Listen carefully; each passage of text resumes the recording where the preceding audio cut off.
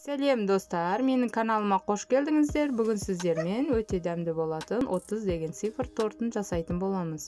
Менің каналыма тіркеліп, лайк басуды ұмытпаңыздар. Барлық керек заттарды төменге жазып қоямын. Алдымен жұмыртқамызды бір ыдысымызға шағып алатын боламыз.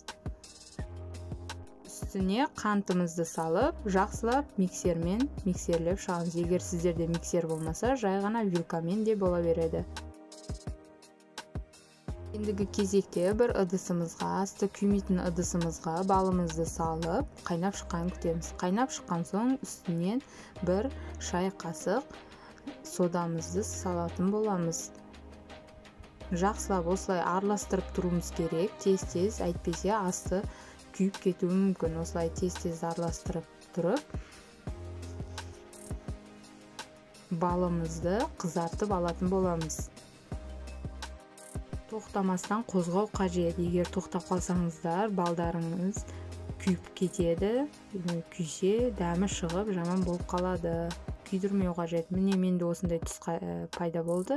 Енді алдын ала дайындап қойған жұмыртқамыздың үстіне кішкене 1 минут газден алған соң салатын боламыз. Ыстықтайын салмау қажет. Балды, әйтпесе жұмыртқамыз пісіп кетеді. Ал суытып та қоймауымыз керек. Суытсақ, балымыз қатып қалады. Сол үшін 1 минут жерге алып қойып, сосын сразу салуымыз қажет. Енді үстіне ұн салатын боламыз. Ұнымызды да жақсылап араластырып, осындай менде масса пайда болды. Енді өзімізге керек болатын санды осындай пергамент қағазына сызып алып, осылай құйып шығатын боламыз. Менде осы массадан 4-4-ден 8 корж болып шықты. Оны 200 градус пеште пісіріп алатын боламыз. Нандарымыз піскенше мен кремін дайындайтын боламын. Маған сливки және де творожный сыр, сахарный пудра қосып, мен крем жасап алдым.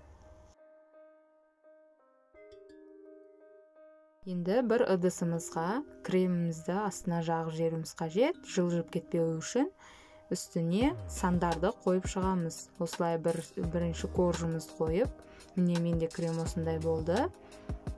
Бір ыдысымызға осындай, егер сіздерде осындай құятын болса, осындай мен жағып шығуға, егер сіздерде болмаса, жай ғана бір пакетке салып, домалақша етіп жағып шығуға да бола береді. Ол да әдемі көрінеді.